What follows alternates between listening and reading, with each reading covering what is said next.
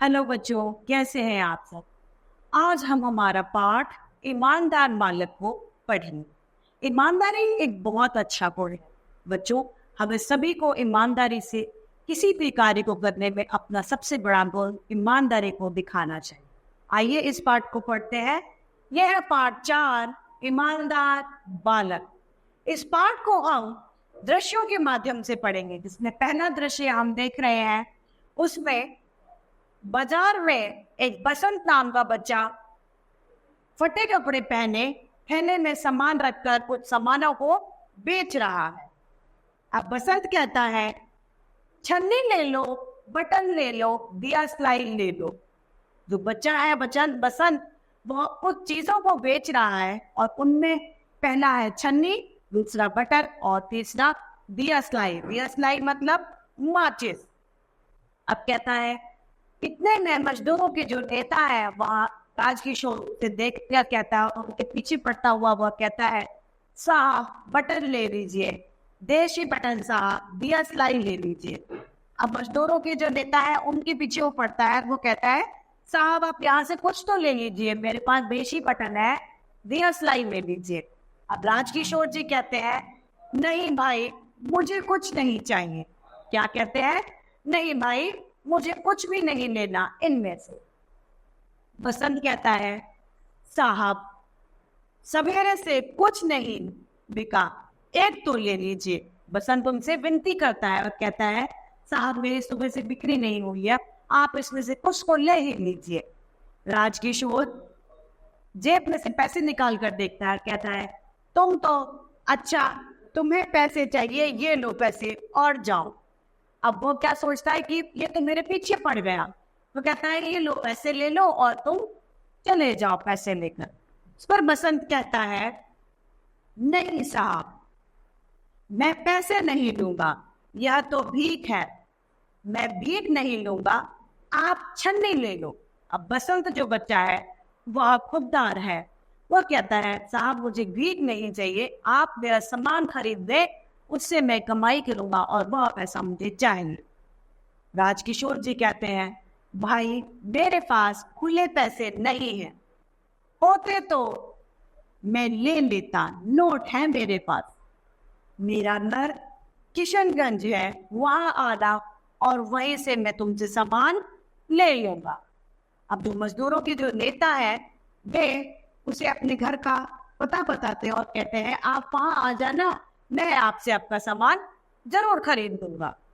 बसंत कहता है, लाइए मैं बाजार से छुट्टे करा लेता हूँ। कहता है कि मैं बाजार से आपके पैसे खुले करा लाता हूँ, यहाँ आप ठहरे, मैं पलक झपकते ही आता हूँ। वो कहता है, आप यहीं रुकिए, मैं अभी 1 सेकंड में आपके पास में पैसे खुले करा कर लाता हूँ। बसंत जाता है, कुछ समय बीत जाता है, लेकिन राजकिशोर उत्सुक होकर बाजार की ओर देखता है।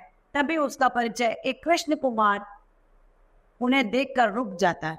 अब क्या होता है, वो वहां पर उसका इंतजार करता है कि बच्चा अब पैसे लेकर आएगा। उसके इंतजार में वो बाजार की ओर देखने लगता है और तभी उसका एक परिचित कृष्ण कुमार वहां पर आके उससे मिलता है और कहता है, कृष्ण कुमार, कहिए पंडित जी यहाँ कैसे? राजकिशोर कहता है, भाई एक लड़का छन्नी दे गया और मुझसे नोट लेकर बुनाने गया है। बुनाना मतलब खुली करवाने गया है, अभी तक नहीं लौटा, 15-20 मिनट हो गए। अब वो क्या बताता है कि एक बच्चा जो जिससे मैंने छन्नी ले ली वह पैसे छुट्टे कराने के लिए मुझसे लेके गया है, लेकिन पर वो बच्चा अभी तक लौट के नहीं आ पाया है। कृष्ण कुमार जी कहते हैं, तो बस अब नहीं आएगा। अब वो क्या कहते हैं, अब वो बच्चा आएगा ही नहीं। बाजार के हर कोने पर आजकल ऐसे ही लड़के मिलते हैं जिनका काम गिड़गिड़ा कर लोगों को ठगना है। पर हाँ, आपको क्या, आप तो गरीब मजदूरों के सेवक हैं, ले भी गया तो घर में ही गया है।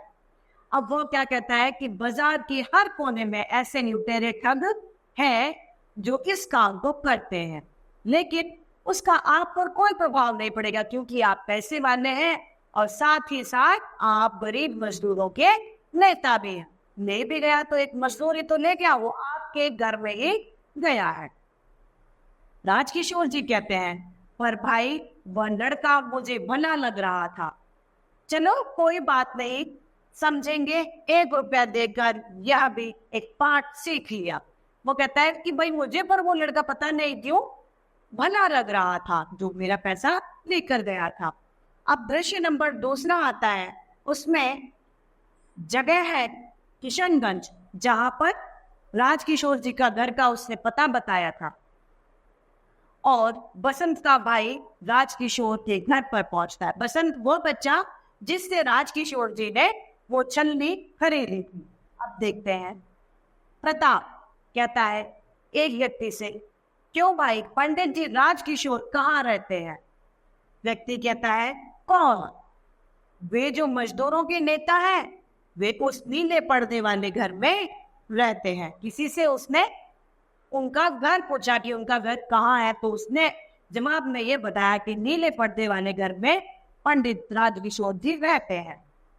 अब प्रताप उनके घर के दरवाजे पर जाकर पुकारता है, राजकिशोर जी बाहर आइए। अब राजकिशोर जी कहते हैं, क्यों भाई क्या बात है? प्रताप कहता है, जी मेरे भाई ने मुझे भेजा है। आज दोपहर उसने एक छन्नी दी थी, आपसे नोट लेकर बुनाने गया था, किंतु जब वह नोट बुनाकर लौट रहा था तो मोटर के नीचे आ गया। मतलब उसका एक्सीडेंट हो गया। जब वह खुले पैसे करा के ला रहा था, उस दौरान वो एक्सीडेंट होकर चोटिल हो गया। उसके दोनों पैर कुचले गए, वह बेहोश हो गया, इसलिए वह आपके पैसे देने न आ सका। बड़ी कठिनाई से उसे घर ले गए।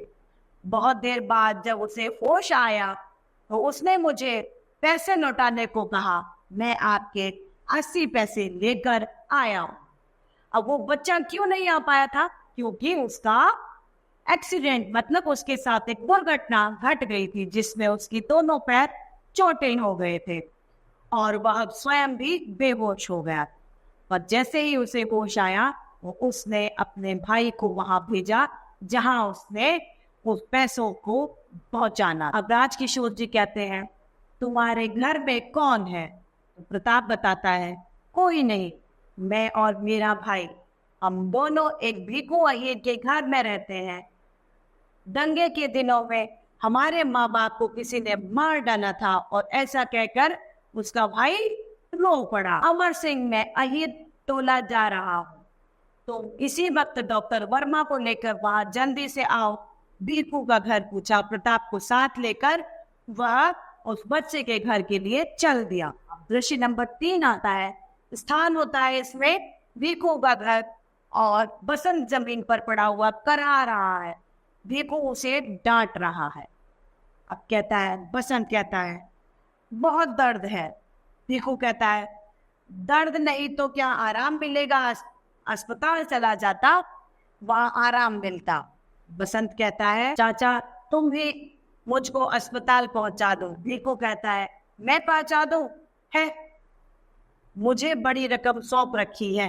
अब जिसके घर वो रहता है वो कह रहा है, चाचा आप ही मुझे कृपया करके हॉस्पिटल पहुंचा दो। तो वो कहता है, मैं क्यों पहुंचा दो? तुमने क्या मुझे पैसे दे के भूल गए हो? वहां हॉस्पिटल का जो बिल होगा, अस्पताल का जो बिल होगा, उसे कौन चुकाएगा? प्रताप और राजकिशोर घर में आते हैं तो प्रताप कहता है, यह रहा साहब। अपने भाई को दिखाता है और कहता है, बसंत कहता है इस पर,